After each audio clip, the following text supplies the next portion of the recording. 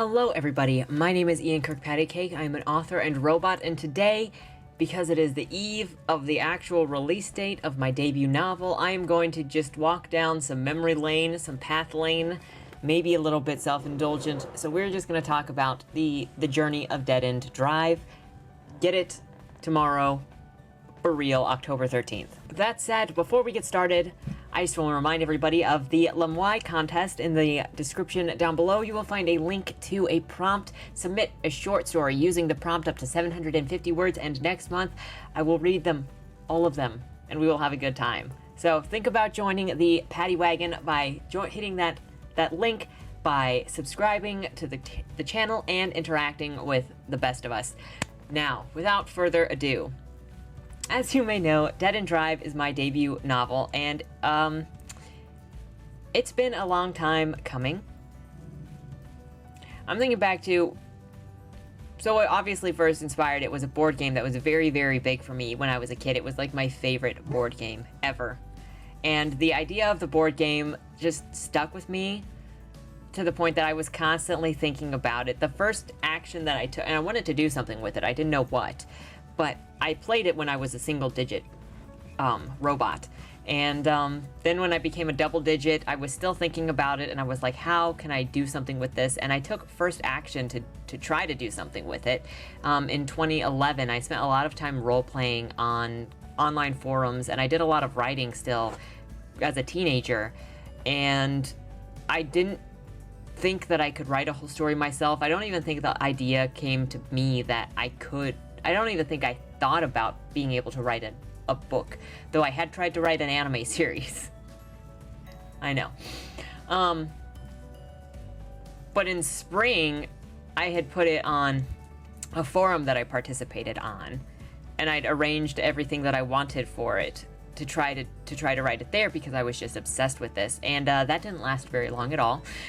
And then come the fall of that year, I was taking a stage writing class, and I actually ended up writing a short, like a 30-minute stage play for Dead End Drive, and I called it Show Me the Money. I think I called it Money Money, but I also called it Show Me the Money. Oh, this play still says Gimme Gimme. Yeah, try getting somebody to agree to 12 characters for a 30-minute play. And it started with the will reading. I see here, at Rise, everyone is sitting at the table and Matthias is talking. And finally, I want you all to know that I loved you dearly, and I hope you will all continue to work together and take care of each other as you have done for me these last few years. Alexander, few years. I appreciate everyone's service and loyalty. Seeing everyone's smiling faces every day helped me through my everyday. That being said, I'd like everything I own to be given to my darling Poopsie. Alexander, damn. Should he be under legal age at the time of my death, my darling Poopsie and the entire estate will be left into the care of my psychic, Madame Astra. That's bullshit. So really not a lot has changed. I think that's kind of how it always opened up, with it going to Astra and Kelly throwing a fit because nobody wants her as a stepmom. And that all kind of ends up with Kelly passes out on the couch, and then all of the other characters try to kill him, and then one by one they kill each other until it ends up in this farcical pile of dead bodies over the couch that Kelly wakes up to with, I'm pretty sure Gavin is still the one that makes it to the end in that one. But so that was my first attempt at Dead End Drive on my own, because I wasn't sure what to do with it. And then shortly, I think I tried to write a book, but I didn't get very far before that. So then I tried to write a play, and then there came that, and then I worked on like having the first 3 chapters ready, and that became my, I actually decided this is a book that I'm going to write. This is a book that I need to write, and I learned that I can actually write a book. So I set out to do that, and that became the first 3 chapters that I'm pretty sure I submitted as my project proposal for graduate school when I went to 15,000 words. Yeah, about 15 to 20,000 words. The potato famine of Ireland devastated Arden Benedict. That was the top of chapter 1 that got submitted to graduate school. That was not even the original top of chapter 1. I remember back in 2014, there was a completely different beginning in 2014 that started out with character introductions, and then we got to this, the story of how the land and the the lore around the estate. I built that, and so it started out with that, and then it went into Madame Astra just showing up, and it didn't have any of these character introductions that it does start out with now. As the story progressed in revisions, I kind of took more inspiration from And Then There Were None and Agatha Christie, where in And Then There Were None, she introduces all of the characters one by one getting to the mansion, and so that's kind of what I ended up doing with Dead End Drive, because there is a lot of Agatha Christie inspiration in it. So when I was creating these characters, I mean, of course everybody wants to see what you make the characters look like, or what you imagine them like, right? I'm just showing you my resources and everything that this thing went through. By the way, so here are characters. This is little Kelly. Well, this was the original Kelly. This became Kelly, eventually. But this was what he looked like in 2011. This isn't just a picture I have as older Kelly. Oh, there's one Gavin. There's actual Gavin. That's Matthias. And there is Ellie. That's Alex. There's Anna. There's Johnny. There's Angus. There's Doc. There's Clint. It still says Damon over here. Yeah, Clint got like 4 or 5 different names. He was... I think he was Felix originally, and then he went to Damon, and then he went to something else, and then he went to Clint, and I feel like I took him off of Clint, but then I put him back to Clint. I think. He went through a couple name changes. He was a... His personality used to be way different than it was, too, but then I found that Southern car driver, and I was like, okay, I found his personality. There's Bertrand. There's Astra. Oh, there was an old Agatha. There was one of what I imagine some of the pictures in the hallway look like of Agatha's annual portrait. I did that as a possible young Agatha. I got my collage of people here. Obviously got some older. That was a reference for Prince William. Not Prince. That was a reference for the Sir William body armor. Obviously, this was necessary so that I could do the scenes right. There's Kelly's bracelet slash the collar. We'll get to that in a second. And there was Mapoopsie. I tried a lot of things. So this book went through so much. It went through the grad school with all of my professors really didn't believe in it. In fact, my thesis advisor, when I sat down with him for the first time, I was in 3rd term. I had him for 2 terms, and he was my thesis advisor, and he did sign off on my thesis. But the very first thing that he ever said to me when we sat down at a table was, how does it feel to be writing a book that will never be published? And he didn't like the snarkiness or the more cynicism within the book, and originally a different professor of mine actually said it read a lot like, it reminded him of Ayn Rand because of the objectivism, and I actually had never heard of Ayn Rand at the time. And but he was a more lyrical, fun kind of poetry guy with less structure, and I'm more of a more structured person. I'm obviously more of a pattern finder as a robot. I like to find the patterns, I analyze patterns, I understand patterns, and if you're a free spirit like that, you're not really going to get somebody like me as much. I didn't really have a whole lot of support for this in my graduate program, but, you know, they gave me feedback as was required, but nobody really was into what I was doing. And I know that it's an outlandish idea, especially because it's inspired by a board game, so of course it's a little more ridiculous. That's kind of what you get. But it would have been nice to have somebody that believed in it, even when they knew that you were doing a comedy or a satire or were going at it. I'm just kind of disappointed in that. I spent a lot of time editing it. I spent a lot of extra years editing it. Technically, the thesis statement, the final version of it for school was done in 2016, but I continued editing it for another year, 2 years, and even after that, I say another year or 2 years, but I've been editing it for the last 4 years. On and off, it's been edited. And I think the original first draft of it was done in 2015. I got to the first end of my first novel in 2015, and that was pretty much the only thing that graduate school was good for, is that it forced me to learn how to finish a project. But you don't need grad school for that. If you find a good person that you are willing to submit to subscribe to, like a good writing friend that's just make the commitment to that friend, then you'll learn the same thing of getting to the end of a draft. And that's really what the most important thing is. So I edited it, I shopped it around, I sent it to a lot of agents.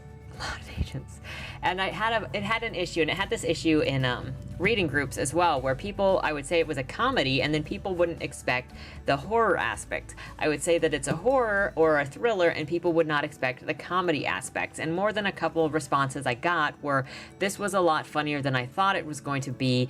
It's not the right work for me. There's more comedy in this than I thought it was going to be. And even in some writing groups as recently as earlier this year, that had responded to this, said that they were not sure how to take how part of it was comedy and part of it was horror. And they actually told me that I needed to take out either the horror aspect or the, like, lighten the horror or lighten the comedy. And they suggested lightening the comedy because they liked the horror aspects of it. But that would not speak to the voice of this book anymore. This book is a satire. So it went through so much revision and so many turnarounds, and there were things that I had to fight for and things that I had to let go. One of the things that I really learned with this was the head hopping, because there were 12 characters and they all had snappy things to say all the time. But I had to learn how to stop head hopping and to try to stay situated in somebody's voice, and to sometimes have to let one-liners or jokes go in order to be a stronger character or a stronger novel voice. It was hard to cut a lot of those jokes because I did think that I was hilarious, but it had to happen. So then when it came, I think it was the summer of this year when I was like, okay, fine, I think I'm just going to decide to do it. I'm going to put moves into action to start some kind of future that I want to have, and that is going to be the Steakhouse books publishing.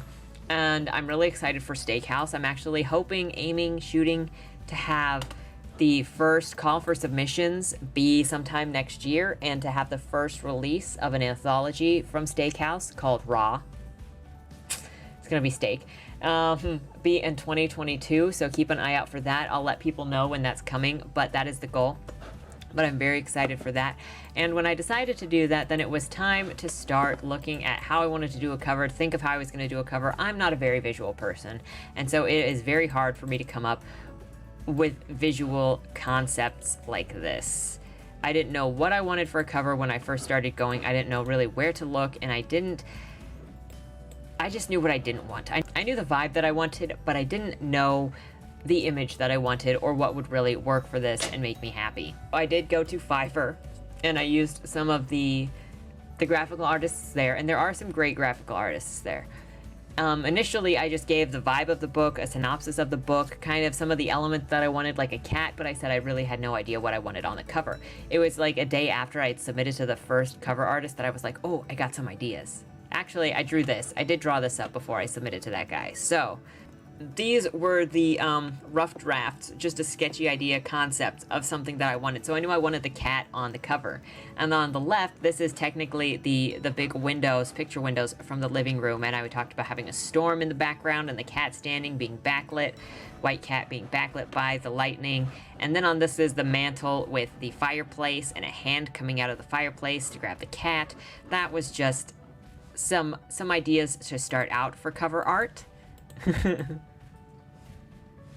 It didn't have to be that, but I did realize that it was important to have the cat on the cover. So then this was originally the first cover that somebody presented me with, and it's got the window and a cat, but it doesn't really make a whole lot of sense. It didn't make a whole lot of sense to me for this book. This doesn't really look like the mansion, and it's really, really hard when you've got the vibe and you've kind of got the image in your head, but somebody totally just is so off the mark that you can't, you're like, I can't see it. Like, I could see it if it wasn't if it wasn't as important as it was supposed to be.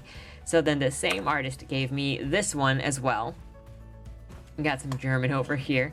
And the cat is right here in the rafters. This was not as good as the other guy. Not as good as the first image that I was given. This was his third revision that he sent me, and when I decided that, okay, this is not a good match. The vibe is so off for this book, and I thanked him, and we went on our merry ways. I also hired the second photo. The second cover artist that I hired ended up giving me this. It took her, she was originally supposed to do it in like 6 weeks, and it took about 2 months. She kept adding stuff. And I think this is a fun cover, but it just wasn't right for the actual cover in my opinion. But she put so much work into this. She drew this digitally. You know, she scattered bones all over the yard, the little cat in the tree. Like, this is super cute. It just wasn't right for the book cover. Oh. It just wasn't right for the book cover. This was the first draft of my personal made cover, where you had the white cat on the cover, the blood splatter that just got thicker on the back, and I actually still really like this. I might do this as a hardcover copy of the book, if I do a hardcover copy. And he's got his cute little tag that says Poopsie. I don't know, I just really love this.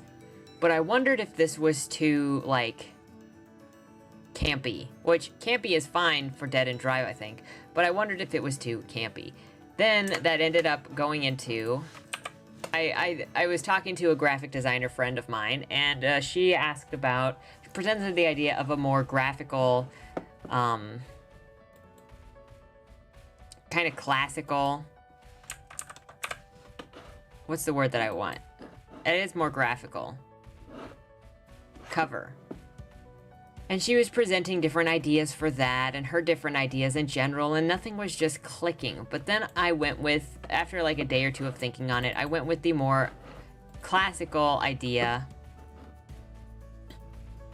of a graphical art, which ended up being this guy. Just a black cover with a little, this really hits her aesthetic of just being very plain with the more graphical feelings. And I wanted to keep the feet. It's obviously got the blood splatter on the back. But this was a cat that was from a stock website. And so you could search it, and it was already on other people's cups and bowls and being sold on Etsy and whatnot. So I wanted a more original cat, so that my cat wouldn't be used with other things. And it was my cat. So I actually have a comic designer, awesome artist friend named Sam Johnson. His stuff is going to be, I'll link to his portfolio below. He is an incredible artist. He is so good at expression and mood and character and capturing an emotion. He is just so good at it. And he willingly drew me a couple different versions of a cat that ended up being for the cover of this novel. He drew me this guy with a little bit different back, and when I commented on how it was twisting around, he redrew the lines, but he ended up redrawing this cat for me a couple different times in order to go on this cover, and a couple different posed cats as well, but this was the one that we decided we liked.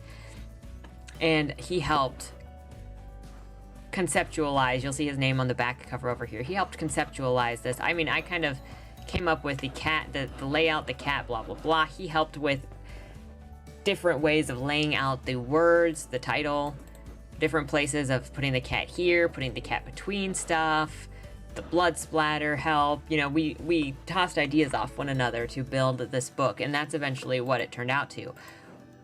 But I had still hired a couple different people to do covers, thinking that they would be better at it. But what I learned through hiring people to do covers is that I had a vibe, I knew what I wanted from the book, and I knew that I wanted the cover to relate to the book, and anybody who hasn't read the book is not going to be able to do as clear a cover as you kind of really want them to. And the cover was very important to me, even though I was not blessed with good visual abilities. I somehow came up with this. So in 2018, AWP went to Florida, and so I went to AWP and in AWP I went... So along with querying, because I had been querying for some time, I discovered an artist that inspired me, because he did things a little bit not quite couth, and he got the attention of just the right person. And so I just, and he made it. So I was like, okay, I'm going to follow in this guy's footsteps, because that is inspiring, and I'm just going to do something maybe a little uncouth and see what happens and see if it gets the attention of anybody. And that is when I created my video query, as it were. I think that was in late 2017, because I was asking people what they thought of it in 2018, and they were like, dude, if you sent me a video query, I would just freaking delete you so fast. And, you know, that was kind of the expectation, but you just need that one person to be like, you know, this person, I vibe with this person. That's what matters. So, at the end of this video, I will post my video query from 2018 so that you can see the cringe. And then please go buy the book and support me for the therapy that I will need. Anyway, I'm gonna close this video off before getting to the video query with a reading of one of the chapters with some of my favorite characters. Gavin recognized his father's expression, a half-empty bottle of resentment in his hand. Gavin was only 17, but he'd seen the expression so many times before. This same murderous rage had animated his father's face the previous times he'd threatened to kill Gavin. From the moment Kelly had entered the estate, Gavin's father's hatred grew without restraint. The innocence of the brown-haired, brown-eyed child reminded him of everything his son was not and would never be. The bottle rocked on its side. Some of the liquid spilled from its open throat. Gavin's father staggered toward the bed, his eyelids lowering, his fingers hot. "Stupid bitch," he muttered. "It's all her fault. And this house and you," he growled low. He leaned into the bed with his knees, letting it support him. A hand reached for Gavin. Slow and quiet, halfway there, steel blue eyes stared up at him, cold, stiff, and defiant. Gavin's expression was always distant. He never showed sadness, but he never showed anger or joy either. All Gavin's father wanted was to see something recognizable and human in his child, a glimmer of his late wife, or some sign that the boy wasn't a mistake. But it never came. Gavin's father's hands clamped down tightly around his son's neck. Gavin rushed to grab his father's wrists. He gasped for breath, struggling to pull the choking hands free. He broke his father's holds and threw the older man off. He stood in an instant and pushed the man to the ground. Grabbing him by his thinning hair, Gavin slammed his father's head into the floor. Then his fingers moved around his father's throat. The expression, like father, like son, had never been more right. He couldn't have anticipated how imitating his father's actions would excite him. Wrapping fingers around another man's throat, struggling to hold someone down as their last bit of life left them. It was the first time in Gavin's life that he'd felt anything so strong inside of him. The moment came and went much faster than Gavin realized. He'd only just put his hands to his father's throat when he could no longer feel the heartbeat. Disgusted delight knotted his stomach. A mild smile tugged on his lips. His father was gone. Electric candle wall lamps buzzed only with enough energy to cast their own shadows against the wall of the estate's long halls. Cool but stale air blew through the hallways. Whether it was a guest hall, the service hall, or the sleeping hall, most doors were closed. Summer cicadas chirped through the glass and echoed down through the empty rooms. Gavin's hands were steady when he knocked on Bertrand's door. His moment of hesitation passed. A ribbon of light flicked on and spilled beneath the door. Gavin knocked again, but this time he didn't wait for an answer before he turned the knob and entered the bedroom. The room was simple and organized, containing no more furniture than necessary. A plain twin bed on a plain wooden frame, dirt-stained white sheets, and a peach blanket. A plain shirt dresser with 5 drawers, a nightstand, and a peach-shaded lamp. No images on the peach-colored walls. Terracotta pots filled with sticky plants cluttered a table pushed against the window, giving the room its only semblance of personality. Bertrand sat upright on his bed, his lids drooped over his mellow eyes. Dark shadows beneath Bertrand's eyes said that he shouldn't have been awake, but he said nothing. Gavin held the doorknob in his hand and the frame in his right.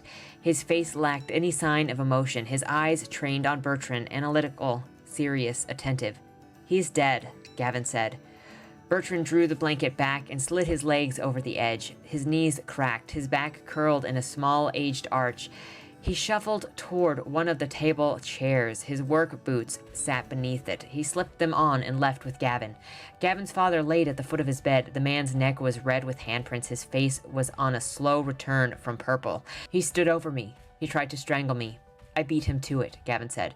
Bertrand instructed Gavin with little more than his watchful eyes. "You know where he goes," Bertrand said. Gavin took his father's wrists and dragged him down the servants' staircase. His father's heels slapped against each other, the steps and the passing furniture.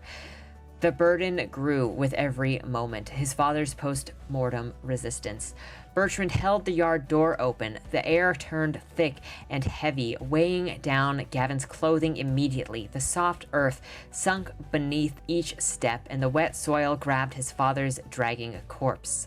Gavin returned to the small garden he'd been burying Agatha's cats in for years as he made them disappear too. He dropped his father's arms and wiped the perspiration. He dropped his father's arms and wiped the perspiration from his forehead, his damp nightshirt collar stuck to his neck. Bertrand gave him a shovel and told him to start digging. Thin clouds hid Gavin from the accusatory moonlight, but the small yard lamps tried to make up for it, keeping his every action visible. When Gavin thought the hole was done, Bertrand told him to keep digging. A shallow grave is not a good grave. If you intend to do something, do it right the first time. When Bertrand allowed Gavin to stop, the grave was 5 feet wide and 8 feet long, 5 feet deep. The moon dipped below the horizon. Gavin threw the shovel aside, his muscles pulsing and heavy. A spark of annoyance flickered inside of him. Even after his father was dead, he could make Gavin suffer. Gavin placed his hands on the edge of the grave and climbed out, but the soft ground crumbled beneath his weight. He turned around to try the other side, but it happened again. He tried again and again. The hole's edges became messy and round. An unwanted layer of dirt coated the bottom of the hole. He crouched down and scooped at the earth with his hands. Dirt dug under his nails. He wiped his forehead with the back of his hand. His skin was a layer of filth alien to him.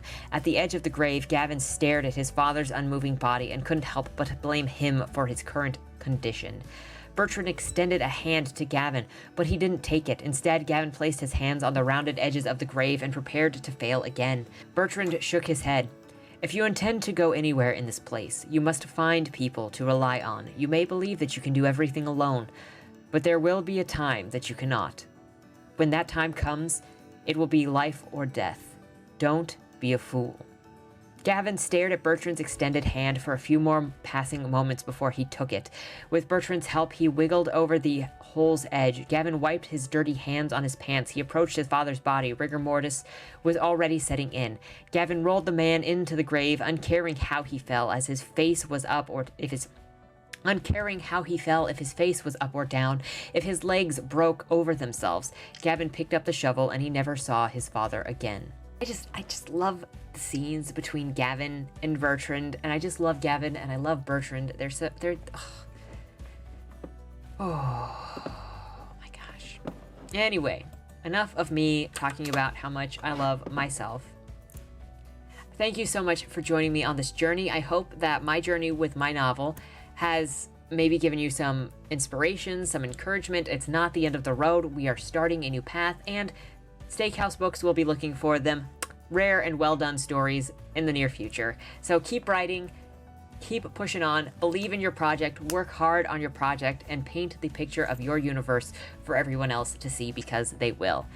That's all that I have to say in this video. If you like this kind of content, please remember to like, share, and subscribe for more. Let me know what your thoughts are. Support my book, link is in the description below, and stick around if you want to see my video query at the end of this video. Oof.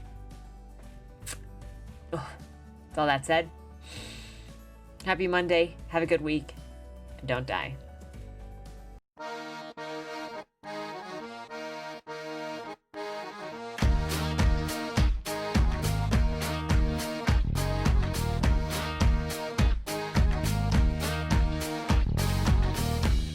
Come with me now. In the span of 24 hours, Kelly Benedict, an orphan, went from heir of an illustrious estate to #1 on everyone's kill list. When Agatha plucked him off the street to replace her dead cat Poopsie, she neglected to tell him some very important house traditions. The estate history prescribes that once the living owner of the house dies, a will reading is to be held during the first storm of the summer.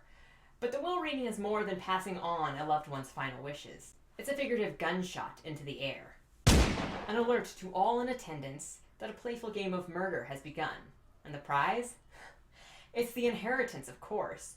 So while Kelly plays catch-up to learn the house rules, once familiar housemates have already sharpened their knives and started throwing them.